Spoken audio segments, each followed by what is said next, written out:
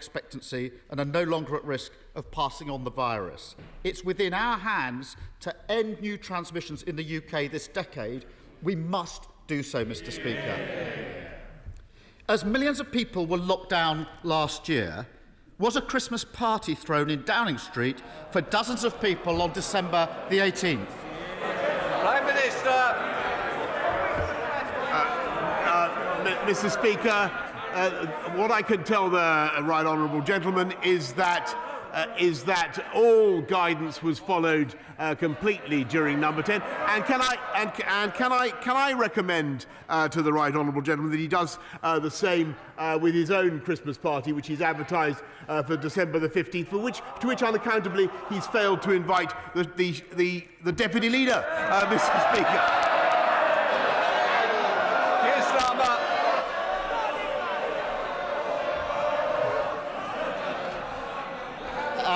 Nice try, but that won't work. Mr. Speaker, the defence seems to be no rules were broken. Well, I've got the rules that were in place at the time Prime Minister of this party. They're very clear, Mr. Speaker. You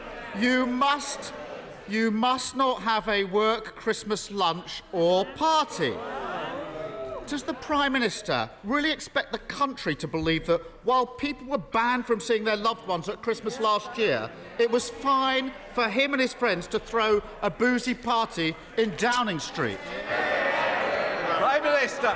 Mr. Speaker, I've said what I've said about Number 10 and the events of 12 months ago, but since he asked about what we're asking the country to do this year, Mr. Speaker, which I think is, frankly, a more relevant consideration. The important thing to do, Mr. Speaker, is not only to follow the guidance which we have set out, but also when it comes to dealing with the Omicron variant, to make sure that, as we've said, that you wear a mask on public transport and in shops, Mr. Speaker, and that you self-isolate if you come into contact with somebody who has Omicron, Mr. Speaker. And above all, what we're doing is strengthening our measures at the borders, but particularly, and I think this will be very valuable for everybody to hear, get your booster, Mr. Speaker. I know the right honourable gentleman is eligible for his booster. I'm not going to ask him, Mr. Speaker, since I'm forbidden to ask him questions, but I hope very much that he's had it. Well, I can tell the Prime Minister I've had mine. Keir Starmer. Mr. Speaker, the Prime Minister says we should concentrate on what he's asking the country to do. We're asking the country to follow the rules. Yep. Now, the Prime Minister doesn't deny there was a Downing Street Christmas party last year. He's not denied it. He says no rules were broken. Both of those things can't be true, Prime Minister. He's taking the British public for fools. And as for following the rules, Prime Minister, it might be good just to look behind you when it comes to the question of masks. As ever, one rule for them, another rule for everybody else.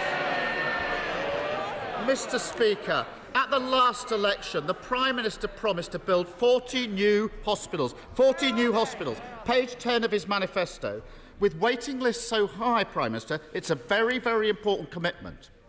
Now, the Cabinet Office and the Treasury have checked on progress, and it's reported that they've reached a damning conclusion. I know the Chancellor would have seen that. They've concluded that the project needs a red flag because it's unachievable. Prime Minister, is that true? Prime Minister. No, Mr. Speaker. We're getting on with...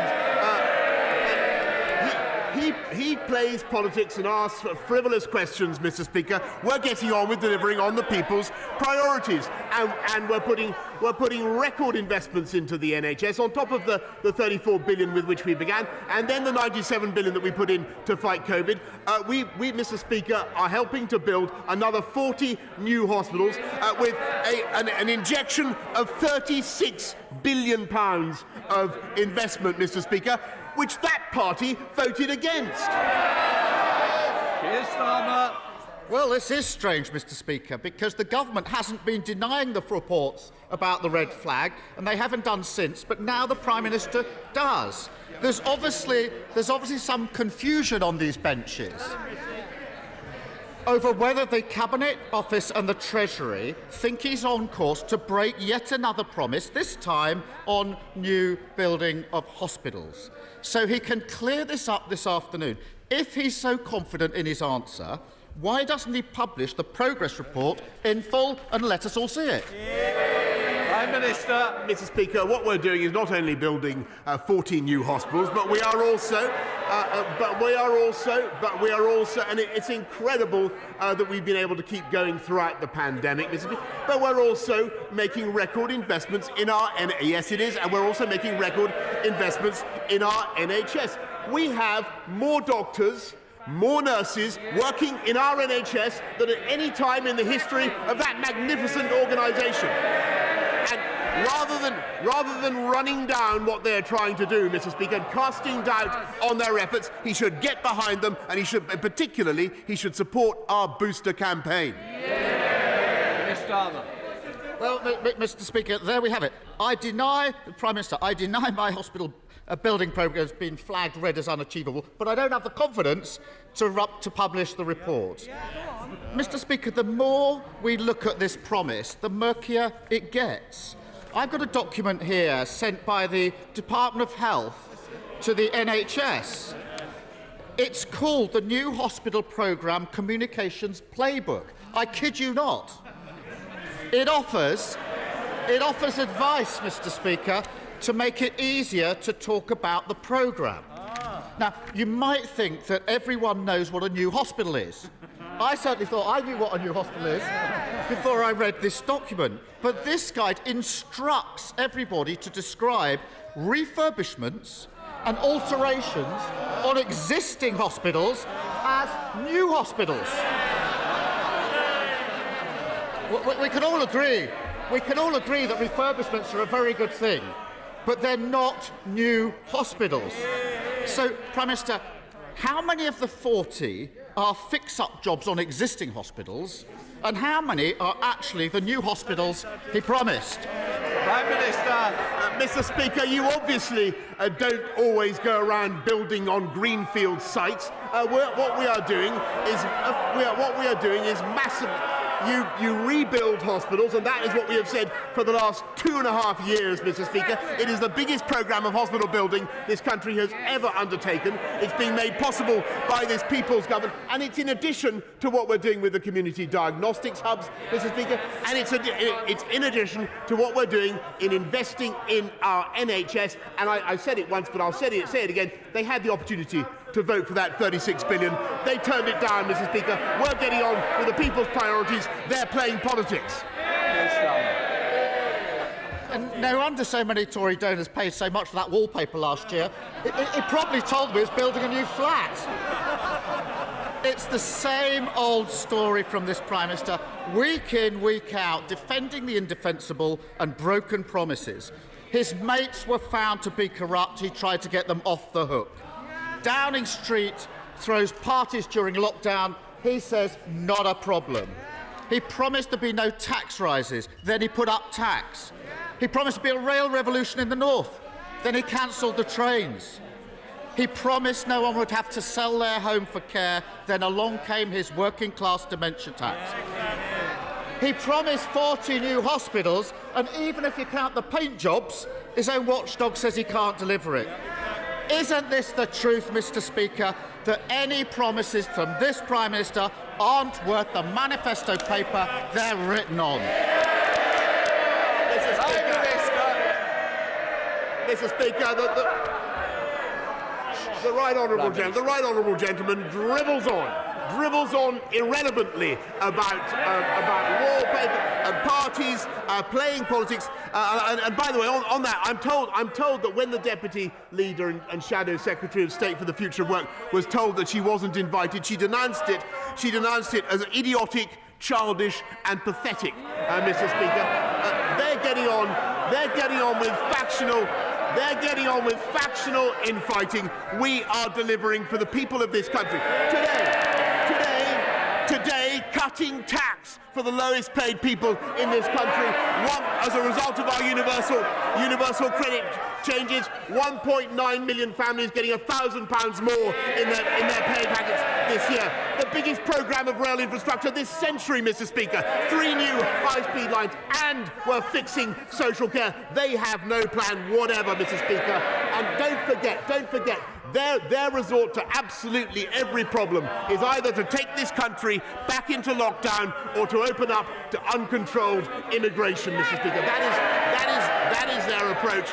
We are delivering on the people's priorities, and we have more people in work now as a result of the balanced and proportionate approach that we are taking than we had before the pandemic began. And if we listened to him, Mr. Speaker, if we listened to Captain Hindsight, we'd all still be in lockdown. And that is the truth.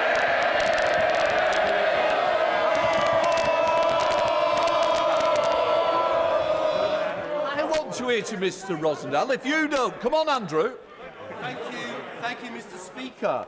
The Prime Minister will know that we will not be able to stop the endless waves of illegal migrants crossing the English Channel until we break free from the constraints of the European Convention on Human Rights, which impedes our ability to tackle this tragic situation and protects even the most violent criminals from being deported. So, will the Prime Minister agree with me that it is time to take back control and fulfil our manifesto commitment in 2015 to get rid of Labour's Human Rights Act and bring in a British Bill of Rights? Prime Minister.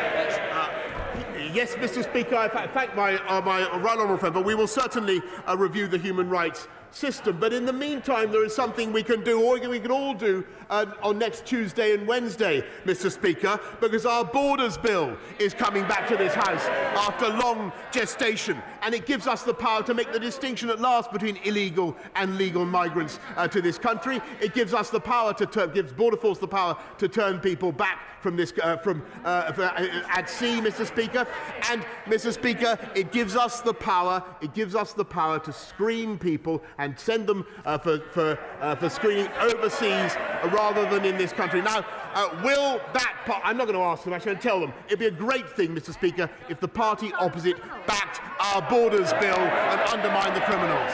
Young SNP, Ian Blackford.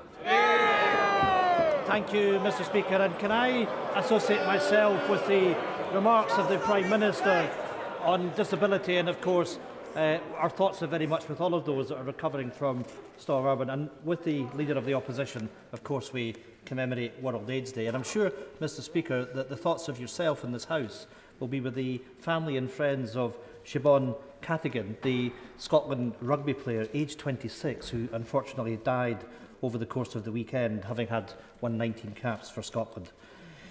Mr. Speaker, it is deeply regrettable that once again that we're forced to spend so much time in this House discussing the Prime Minister's misconduct.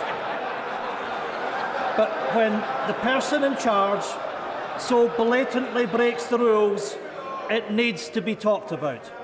Last Christmas, the Prime Minister hosted a packed party in Downing Street, an event that broke lockdown rules, rules that everyone else was expected to follow.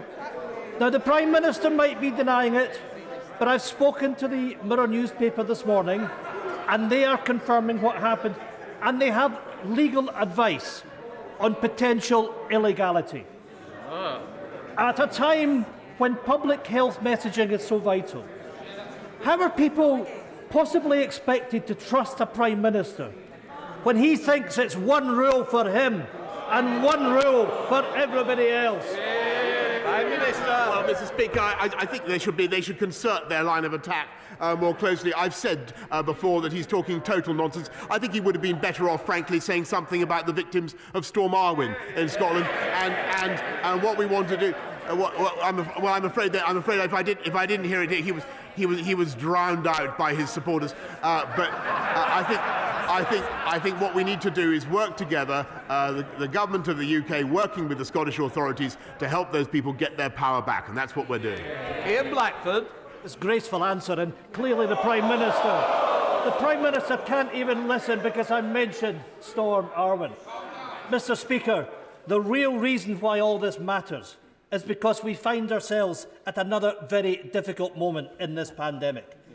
This is at a time where leadership matters, when truth matters, and when trust really matters. Only this morning, leaked sage advice confirms that the UK government's current international travel restrictions will identify significantly fewer cases. That is exactly the same advice that the Prime Minister received from the First Ministers of Scotland and Wales on Monday, and he has ignored that advice. Since then, other countries, like Ireland and the US, are moving rapidly on international travel to protect their people. So will the Prime Minister finally convene a four-nation Cobra meeting to tighten travel restrictions, or will he continue to ignore the Scottish Government, the Welsh Government and his own sage advisers and imperil the health of the public of these islands? Prime Minister. I thank the right honourable gentleman, and of course we want to work closely with him, and there will be abundant opportunities today and the weeks ahead to concert our activity. But he's simply wrong in what he says about the steps that the government has taken to prevent the seeding of this variant from abroad. This country was actually the first to respond, Mr. Speaker, and for the 10 countries that are most likely to seed new variant, to seed Omicron in this country, we've put them on the red list, Mr. Speaker, so they have not only pre-departure tests, but they are also quarantined, Mr. Speaker, and I have to say that he is not right in what he says, and every other country in the world, 100%, I don't mind if he shouts, Mr. Speaker, I will tell him very calmly and quietly, 100% of the passengers arriving from every other country in the world must take a PCR test, and they cannot get out of quarantine, Mr. Speaker, unless they test negative. Those are balanced and proportionate measures designed to protect the British people from the Omicron variant, and that's the right approach to take. John Penrose. Mr. Speaker, Britain has some of the most unaffordable childcare in the developed world, which reduces opportunities for working families, particularly single parents, deepens gender pay gaps and makes levelling up much harder. So will the Prime Minister meet with me to discuss the proposal in my just published policy paper, Poverty Trapped, for an immediate review to design out these internationally uncompetitive costs, while still delivering a safe and enriching level of care for our children too? Prime Minister. I thank my right honourable friend. He is completely right about the importance of childcare and the transformative influence it can have, and that's why we've spent £3.5 billion in each of the last 3 years on free childcare entitlements, particularly for the most disadvantaged. But I'm always happy to meet my right honourable friend and to discuss his ideas further. Ed Davey. Speaker, farmers across our country are crucial to our nation's prosperity, shown once again through the pandemic. But many are now on the brink. Farmers across the country in villages like Hodnett, Baschurch, Woodseaves and countless others are about to see their payments cut by at least 5% starting this very month. The Prime Minister promised a new support system rewarding more sustainable farming. Yet in the meantime, he seems prepared to see many British farms go bankrupt. There's an easy solution, Mr. Speaker. Stop cutting the current system's essential payments until the new scheme is fully rolled out. Will the Prime Minister do that and help our struggling farmers before it's too late? Prime Minister.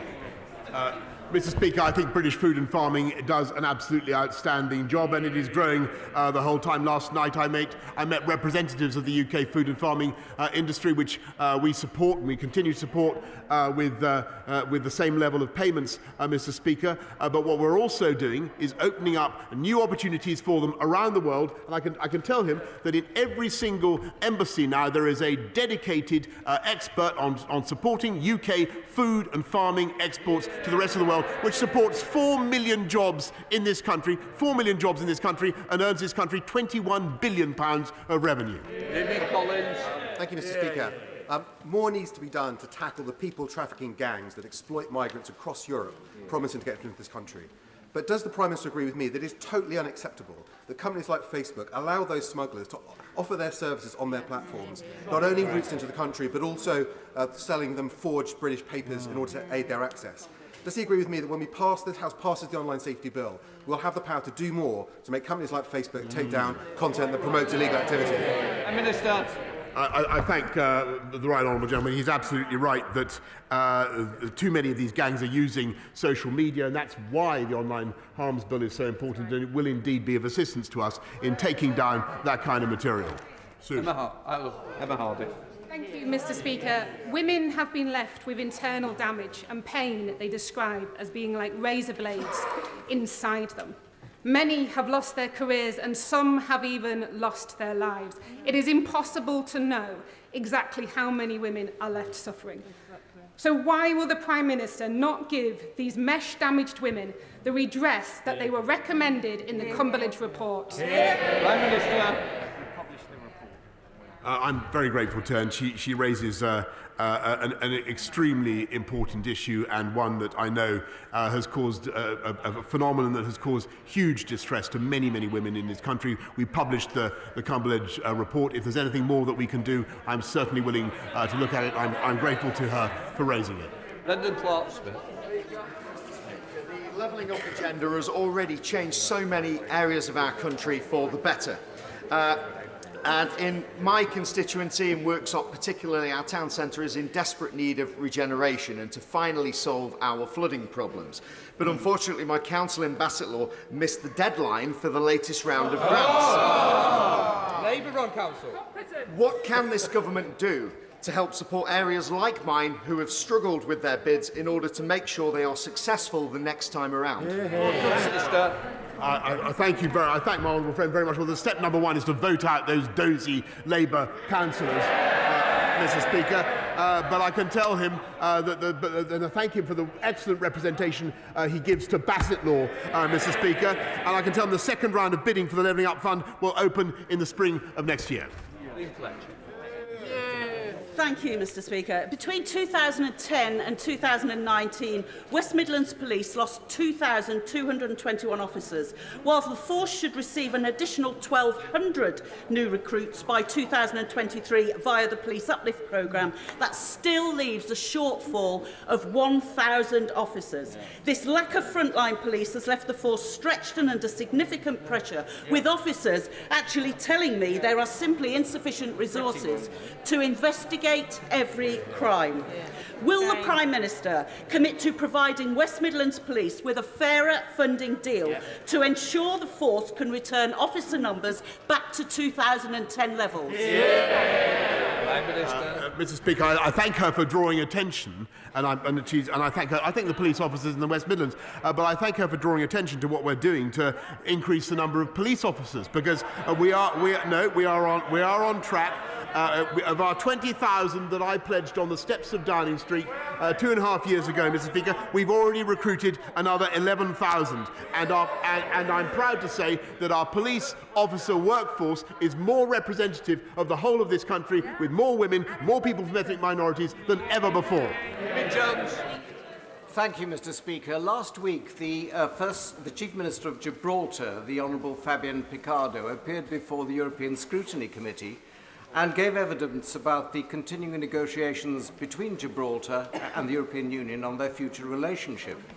During the course of his evidence, the Chief Minister made clear that his ambition was that Gibraltar's future should be, as he put it, British, British, British. Yeah. Can my right honourable friend say what the government is doing to support the First Minister to achieve that aim, and in particular to exclude any role for the European Court of Justice? Yeah. Prime Minister. I thank my right honourable friend, and frankly I can't really improve on the verdict of my friend Fabian Picardo, the Chief Minister of Gibraltar. Gibraltar is British, British, British, and will remain so. And by the way, Mr. Speaker, I see no future role for the European Court of Justice.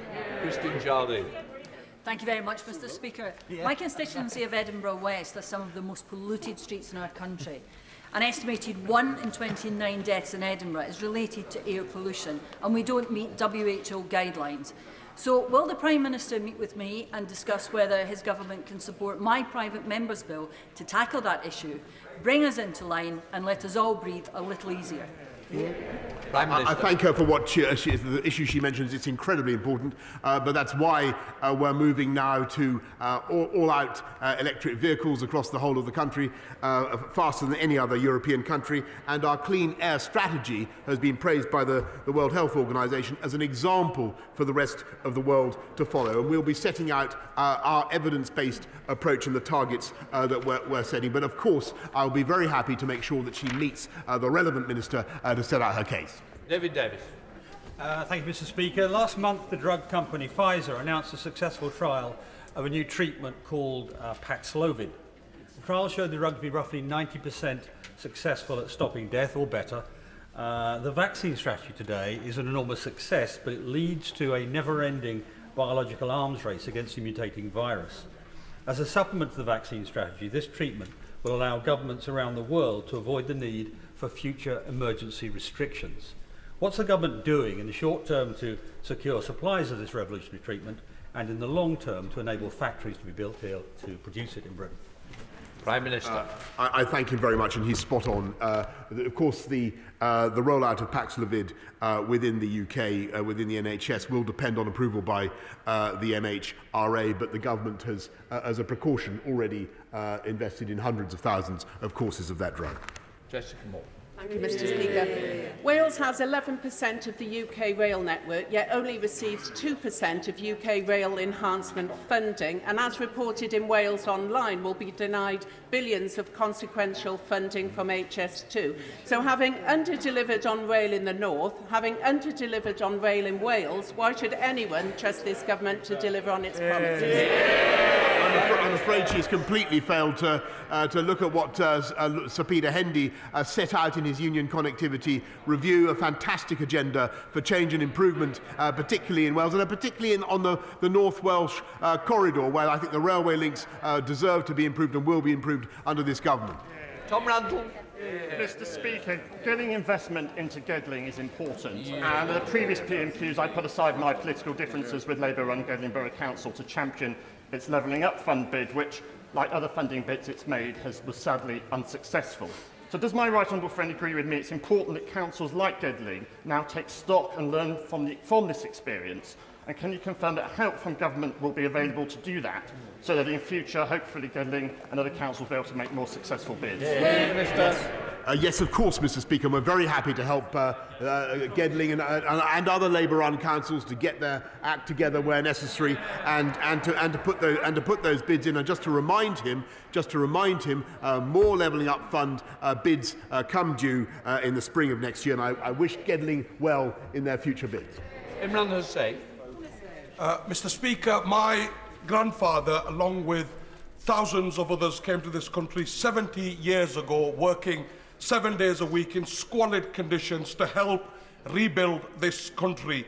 Yet now the Home Secretary's Nationality and Borders Bill means she can revoke our British citizenship and deport us for even the most minor wrongdoings. Given the government's and the Home Office's horrific track record with their treatment of minorities, the hostile environment and the Windrush scandals, let me ask the Prime Minister the burning question that is now on the lips of everyone from a BAME background right across the country. When is he coming for me? I think that the honourable gentleman opposite should look at the Conservative front bench today, and he should withdraw what he's just said, Mr. Speaker. He should withdraw it. What he said is absolutely shameful, and he knows full well the Borders Bill does nothing of the kind. It helps us to fight the evil gangs who are predating on people's willingness to cross the Channel in unseaworthy boats, and I would have thought, Mr. Speaker, that a sensible Labour Party would support it. Gareth Davis. Thank you, Mr. Speaker. This Saturday is Small Business Saturday, and I'm proud to represent some fantastic local businesses like Kays of Grantham, the Stamford Notebook Company and the Bourne Bookshop. This government has provided unprecedented support throughout the pandemic. Can the Prime Minister assure me that his commitment to our high streets will continue long into the future? Prime Minister. I thank my honourable friend for all the support he gives to Grantham and Stanford, and I can tell him that Small Business Saturday is receiving huge support from the government. We had a kind of festival last night to celebrate it in Downing Street, and I encourage everybody to get out this Saturday, Mr. Speaker, and safely with your mask on, Mr. Speaker, when you're in your shop. But that should be no inhibition on people buying in their shops up and down this country. Final question, Ian Byrne. Thank you, Mr. Speaker. Next week, the 97th victim of the Hillsborough tragedy will receive the freedom of Liverpool. Andrew Devine passed away earlier this year, aged 55, having defied the odds to survive the injuries he sustained at Hillsborough, aged 22. A coroner's inquest in Liverpool in July ruled that he was unlawfully killed as a result of the disaster, making him the 97th victim. Following my tabling last week of an early day motion on Hillsborough and a national curriculum, will the Prime Minister agree to meet with me to discuss the rollout of the Hillsborough Real Truth Legacy Project, including the addition of the Hillsborough disaster to the national curriculum, and help to consign to history the narrative of lies and smears peddled by some elements of the media and establishments over the last 32 years through the power of education? Prime Minister. I thank the honourable gentleman for the powerful point that he has just made, because even though 32 years have passed since that devastating tragedy, I know that the wounds remain very raw in Liverpool. And what I can say to him is that the government is committed, as he knows, to continuing engagement with the families of the bereaved, and to making sure that the lessons from that tragedy continue to be properly learned, and that the victims of Hillsborough are never forgotten, Mr. Speaker. But I'm also happy to make sure that he meets the relevant minister to take forward an agenda I think is shared by people up and down this country. We're now going to come to the statements. To those who wish to leave, can they please leave quickly and quietly?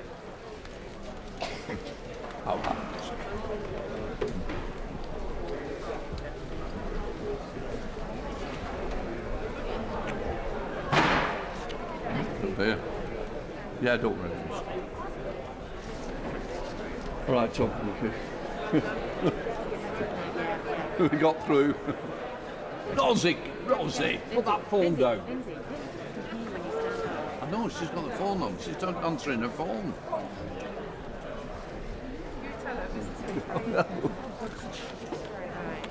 Right, we now come to the ministerial statement from the Business, Energy, Industrial Strategy. I now call the Secretary of State, Professor Tagen. Thank you, Mr. Speaker. With your permission, sir, I'd like to make a statement on the electricity disruptions as a result of Storm Arwen, and to inform the House on how we are working to ensure power is restored to people's homes. Storm Arwen brought severe weather, including high winds of up to 100 miles an hour, rain, snow and ice, causing the most severe disruption since 2005. Many people across the country, but particularly in northern England and Scotland, have been without power for a number of days. 3 people have tragically lost their lives in incidents related to the storm. My thoughts, and I'm sure the thoughts of the whole House, are with those people and their loved ones. I also want to reassure people who are still without power, who are exhausted, who are worried, and who are angry, that we are all working incredibly hard to make sure that their normal conditions return. We have incredibly dedicated teams of engineers who have been working all round the clock to restore the network. The scale of the restoration effort engineers are facing is enormous. The weekend saw exceptionally strong winds, as I said, of almost 100 miles an hour, which have brought large trees and debris down onto power lines. For example, in central Scotland, wind speeds like this have only been seen twice in the last 25 years. And of course, to add to this complex situation, much of the damage is in remote and hard to reach places. I'm glad to say that over 95% of those affected by the storm, over 935,000 customers, have had their power supply restored so far. And I'd like to thank the engineers for their hard work and perseverance. However, there are still 30,000 as of 8 o'clock this morning who are without power. And the specific areas most severely affected are the Wear Valley, surrounding Eastgate and Northumberland, the North Peak District and the South Lake areas, as well as Aberdeenshire and Perthshire in Scotland. Today, my right honourable friend, the Energy Minister, is on the ground in Berwick to see firsthand the impact from storm disruption. Yesterday, I spoke with the CEOs of Northern Power Grid, the Electricity North West, and Scottish and Southern Energy Networks to seek assurance that restoration is happening as fast as is humanly possible. I am satisfied that these operators are sharing their resources through mutual aid agreements and through putting engineers to the worst affected areas. And I'm extremely grateful to emergency responders who have also been working very hard to keep people as comfortable as possible, providing torches, blankets, and other necessities. Also, to sorting out alternative accommodation where necessary. Officials in my department are monitoring the situation very closely and are in constant contact with network operators to ensure that customers can be reconnected as quickly as possible. For people still experiencing issues and difficulties, or people who need further support, they should contact their electricity network operator by dialing 105 from their landline or mobile phone. This will automatically route them to the right operator based on their physical location. People are also eligible for compensation that whose details they can find on the Ofgem website. For those who continue to be without power, I know their primary question will be, when will power be restored? I have been assured that the overwhelming majority of those still without power today will be restored in the next day or two. I have asked operators to provide named contacts for MPs, and I will be sharing those with colleagues. This has been an extremely difficult week for many of our constituents, and I want to thank them for their fortitude in the face of this extreme weather condition. When the power is back up and back to normal, we, of course, in BEIS will be looking at the lessons that we can learn from Storm Arwen in order to build an even more resilient power system in the future. Now come to Shadow Secretary. Thank you, Mr. Speaker. And can I thank the Secretary of State for his statement? And let me, first of all, join him in sending my condolences to the victims who've tragically died during Storm Arwen and to their families. And I also want to express my sympathy to all of those who have lost power and have suffered during this crisis. I know from my own constituency in 2019, when we had terrible flooding, the impacts of extreme weather and the traumatic effects it has on people and communities. And I also want to join him in paying tribute to the many engineers, volunteers and emergency service workers who have worked tirelessly to step up and help during this crisis. Mr. Speaker, we've heard heartbreaking stories of outages leaving residents without power, water and light. And there are also, and I want to ask him about this in a moment, there are also many reports, which you will have heard, of residents being unable to get proper information about what is happening and people waiting for hours to get through on phone lines. So on behalf of the many who've suffered, I want to ask him a few questions. Does he believe there is enough support for the most vulnerable on the ground while the power outages continue, including the use of emergency generators, and has he given thought to calling in the army if necessary to help with that process? He said that power would be restored in the next day or two for the overwhelming majority. Can he say how many people he estimates will be left without power and how long it will take to restore power for them? And then I want to probe him a little bit further on the question of learning lessons, which he said at the end of his statement.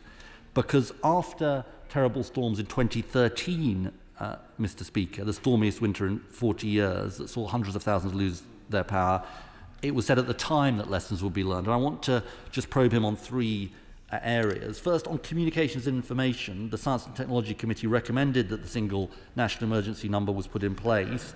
And the purpose of that number was that people would not just know who to call, but could get information promptly. And as I say, the calling of 105, which he mentioned, there are multiple reports of it causing enormous frustration to people and them not getting the information. Can he say what his assessment is of whether people have been able to get the information, and if not, why not? Secondly, and he drew attention to this, Ofgem recommended in the wake of those storms that district network operators should share resources and personnel in the event of such a crisis. He says it has happened, but is he satisfied it has happened right across the DNO network and has happened at the scale that is required? I'd like him to answer that and just give us some further information. And third, after 2015, there was clear sense of the vulnerabilities about the overhead power network, and there was agreement that the networks would survey the vulnerabilities that they faced and act. Is he satisfied at this stage that this has happened? Because the continued vulnerability of power lines seems all too apparent. And Mr. Speaker, that's where I want to end, because faced with the climate crisis, extreme weather events will sadly become all the more common in the future.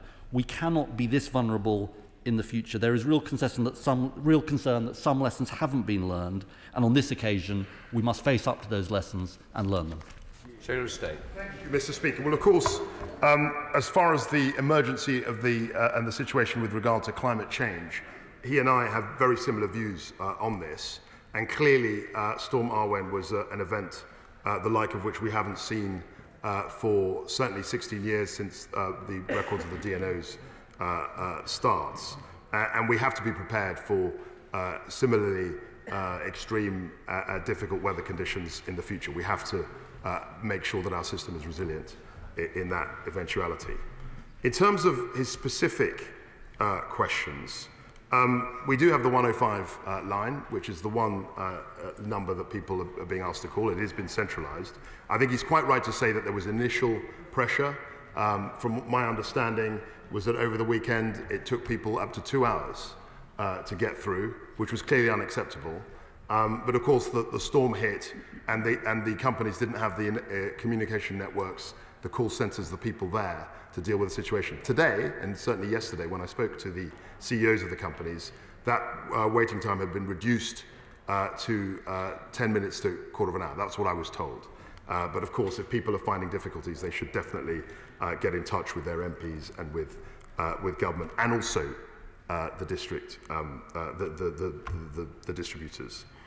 On his second point, the new SAC is a very, very effective means by which the generating companies can share and deploy engineers across different networks. And that, I'm told by the CEOs of the companies, is being very effective. But I will have more calls today with local resilience leaders to make sure that what the generating companies are saying is actually matched by what people are experiencing on the ground. Because, of course, there can obviously, as he well knows, be a mismatch between the two. Andrew Power. Thank you very much, Mr. Speaker. And can I echo the words of my right honourable friend in thanking all of those in our emergency services and indeed the local authority workers that went out over the weekend and have been doing so much to support our communities across the United Kingdom that have been affected, and actually indeed the people in local businesses who have opened their doors to look after those people who are more vulnerable and needing support. Places like the Five Farms in Braemar, where temperatures dropped below zero over the weekend and they were lost without power and water. But Lumfannon, Crathy and indeed Creggar from my constituency do remain without power and don't even have access to a temporary generator. So I was wondering if he could expand on his discussions with SSEN and what discussions he might have had with the Scottish Government to see what the two governments in this country might be able to do to speed up the response and to support those people who are going to their 5th day now without any power, heating or electricity in general. Secretary of State. My honourable friend will accept that it is an extreme situation we're in. He will also know that I've spoken to Mr. Alistair Phillips-Davis, who's the head of SSE, and he and I, as well as colleagues in the Scottish Government, are apprised of the situation. In terms of generators, they are distributing generators that can actually take up the slack when important power infrastructure is down. But it's an ongoing situation. I'll be very happy to engage with him in the next few hours. SNP spokesperson Dave Dugan. Thank you very much, Mr. Speaker, and I'd like to thank the Minister for advance sight of his statement. This storm was of incredible strength when it hit us on Friday night in the northeastern parts of Scotland and England, being especially in the full face of the gale. SSE's storm models predicted between 60 and 100 high voltage faults. In actual fact, they've sustained over 500 high voltage faults with over 1,000 instances of damage to their network.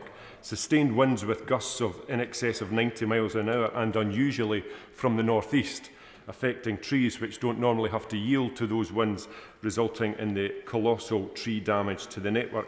Mr. Speaker, I wish to pay tribute to the fortitude and resolve of the many people facing severe hardship on day 5 without power, some of whom won't get it back today or tomorrow. It's a tremendous disruption to the way that we live today, and they're to be in our thoughts at this very challenging time for them.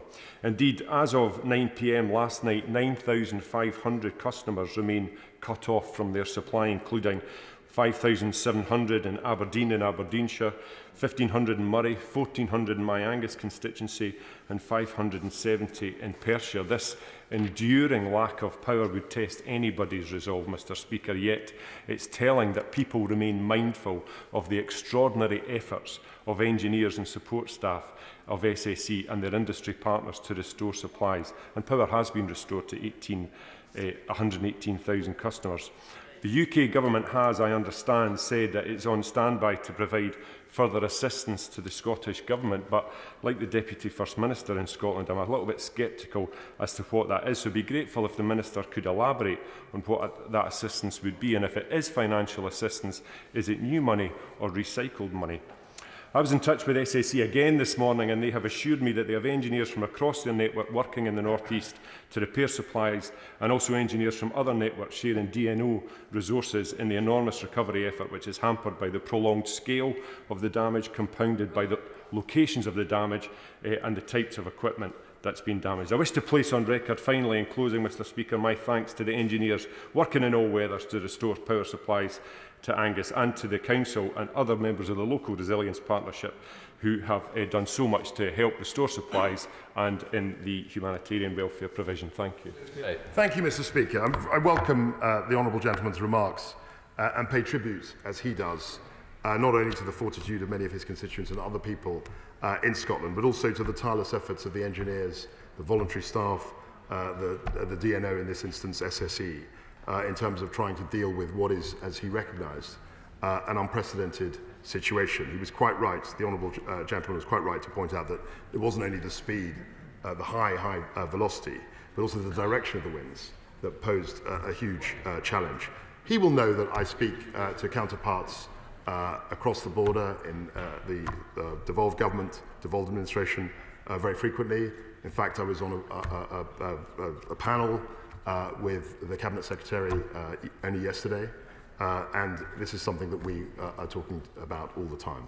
We haven't specified the amount of money, if there is going to be any. I don't think we've reached that conversation, but we're in constant dialogue with his colleagues in Holyrood. Dr. Neil Hudson.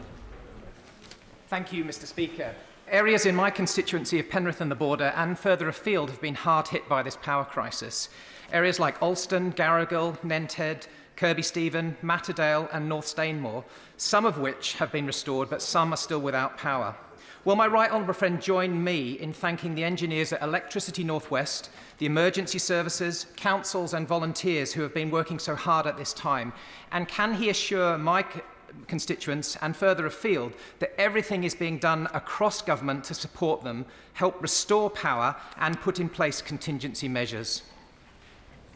Thank you, Mr. Speaker. My honourable friend will know that this is a matter of very grave concern and focus for the government. He will also appreciate that Electricity North West has done a reasonable job in restoring, I think, 95% of the people affected. But clearly we want to work harder to make sure that about 6,000 people, 7,000 people who are still off the grid can get their power as soon as possible. Tim Farron.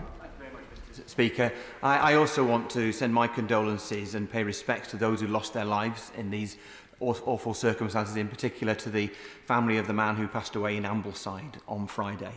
At least 7,000 homes in my constituency have been without power for between 3 and 5 nights. And I am immensely proud of the way that people in our community have stood up to support one another, to support their neighbours. They know who they are. I am also grateful to those working on the ground for Electricity North West to try and fix this problem as soon as possible. But thousands are still without power in my communities and elsewhere in Cumbria, and they feel forgotten. And they're not, by many of us here, I hope, Killington, Garsdale, parts of Coniston, Orris Head, Aside, High Newton, Low Newton, Witherslack, Hincaster, Lamring, Bowston, Hutton Roof, Crook, Outgate, Haverthwaite, Sparkbridge, Backbarrow and outskirts of Windermere and other places as well are now facing a 6th night without power. Some are being told they will not have that connection fixed until the 8th of December, this time next week. The hardship caused, particularly to the elderly and other who are vulnerable, is unthinkable, which is why it's massively disappointing that it took until Wednesday for a minister to come to this House to address this issue. But it is not too late for the government to act. So I would ask the minister to do the following. Will he today task the army to provide the support for the engineers on the ground in Cumbria to speed up fixing the problem? Will he then use the army as well to ensure that the most vulnerable are contacted and moved into emergency accommodation today? And will he also ensure that every affected community in Cumbria is given generators to provide at least a temporary fix today so that no one has to spend a 6th night in the cold? Yeah. So we are obviously contacting local resilience forums. We're listening to them and actually getting guidance from them as to how best to tackle the situation on the ground. You'll also appreciate that ENW, Electricity North West, have already provided 150 generators, and we'll be tasking them to see what more can be done to alleviate the extreme stress and challenging situation that many of his constituents I know are facing. Richard Holden. Speaker, and I thank the Minister for his statement today. Storm Arwen has left thousands of my constituents without power for several days, but what's been really heartening is to see how the people in my local towns and villages have really come together, particularly in Upper Weardale, Eastgate, St John's Chapel, but also in places like Quebec, Winhill, Maidenlaw, and I've also got a secondary school which is still without power, several hundred children not getting the education that they need. I'm really delighted that the Energy Minister is in North West Durham today, and I thank him for his visit and what he's doing up there. Indeed, he's contacted several local businesses on my behalf. We've got a couple of things I'd like to raise with the Minister. First of all, one of my rural surgeries has lost £10,000 worth of vaccines for the flu jab, and this will impact on their ability to roll out. Could he speak to the Department of Health for me and see if he can ensure that they get that supply reimbursed as quickly as possible due to the electricity going down and their fridges going off? Secondly, there are some very isolated communities who've been told that it may be a very long time before they can get full electricity. Can he do everything possible to ensure that they are reconnected well before Christmas? And finally, can he ensure that the government responds to positively to any request from the local resilience forum, including sending in the army if necessary and at their request? Thank you. Thank you, Mr. Speaker. Well, he will know that I'm very keen to engage with local resilience fora and really hear from them what the best way to proceed is. He will also appreciate that we're incredibly conscious of the ramifying effects of this storm, particularly in regard to health and education, and that's something which he knows that I'm taking up within the government. And of course, finally, the isolated communities point is something which I take extremely seriously. I will be looking at this on a daily basis, and I think being without power until Christmas is simply unacceptable. I'll say that very publicly, and I'll do everything I can to make sure that that doesn't happen. Liz Twist. Thank you, Mr. Speaker, and I thank the Minister for his statement, but there still remain in my constituency pockets of people without energy, and that includes people in Ryton, Blaydon, Wylam, the part that's in my constituency, and Victoria, Garesfield, Colburns, Barmore, all places that are still without energy some 6 days on. And people are really anxious and finding it extremely difficult to get through to find out information. So will you assure me that we will have direct lines and contacts for members of Parliament so that we can get that detailed information to tell our constituents? And I'd just like to thank as well the workers who've been out there in all kinds of weather trying to reconnect people. Thank you, Mr. Speaker. I think the Honourable Lady is absolutely right to point out that there needs to be a way in which members, honourable and right honourable members of this House, can engage not only with the DNOs but with constituents on this. And that's something that I will be looking to. I picked up with the CEO of Northern Power Grid, which I think is the DNO relevant to her constituency, precisely on this point about communications. And he said to me that having had a slow start because this thing was completely unprecedented on the weekend, they are working very, very hard to make sure that communications are effective. And also, I just want to reinforce the point I just made to my honourable friend, that we will do everything we can to make sure that the generating of electricity happens long before the dates that are being bandied about as a time when this should be up and running. Thank you, Mr. Speaker. I thank the Secretary of State for his statement and for meeting with me yesterday to discuss the situation in High Peak, where thousands of homes have been left without power since the weekend, including places like Buxton, Chapel on the Frith, Wash, Bagshaw, Sparrow Pit, Wormhill, Peak Forest, Chinley, Hayfield and more. I want to put on record my thanks to those engineers at Electricity North West, as well as those at Derbyshire County Council, the Local Resilience Forum, Emergency Services and our amazing mountain rescue teams for working not just to reconnect power, but also to help the most vulnerable who've been affected. Unfortunately, there are still homes who are now experiencing their 5th day without power. So can I ask the Secretary of State to commit the government to do whatever is needed and to provide whatever resources the Local Resilience Forum request to get power back to everyone in the High Peak? As I've said to a number of honourable members here today, we're absolutely committed to getting power back. Now, I need to reiterate this. It is the case that 95% of the people who were affected are now back. But clearly, if you're one of the 5% who is still without power, that is no solace. That's not something that is going to help you in that situation. And I think that it's absolutely incumbent on me and my department to make sure we can do whatever we can to resolve this. Boris. Thank you, Mr. Speaker. And I'd also like to acknowledge the heroic efforts of the engineers and emergency workers in seeking to restore power, and the communities, businesses and residents across my constituency that have stepped up to support the elderly, local care homes and vulnerable people who have been left without power for 5 days.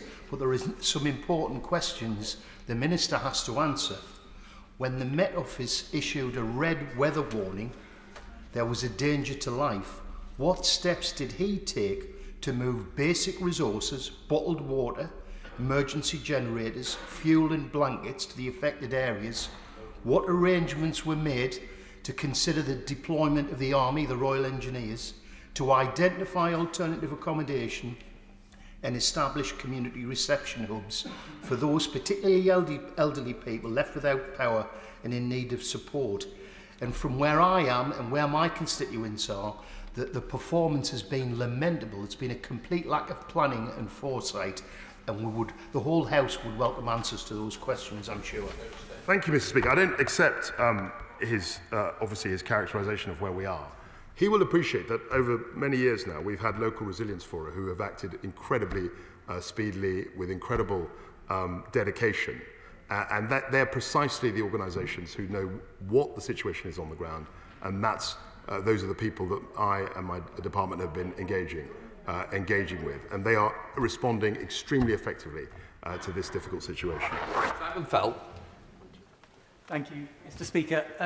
Storm Arwen hit my constituency like every other one in this House very hard. Thousands of homes were left without electricity. Thankfully, it's now down to the hundreds, but those people are now facing into their 5th night without power.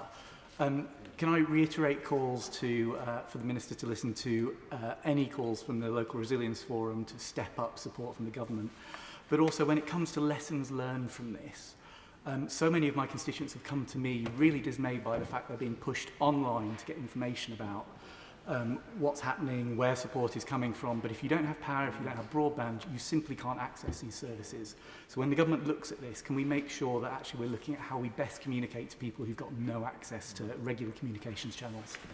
Thank you, Mr. Speaker. I mean, the communication point is absolutely fundamental to this. And I've spoken to the CEOs of the DNOs, and I'm speaking to the Local Resilience Forum, and we're absolutely committed to having much easier, more fluent channels of communication in the future.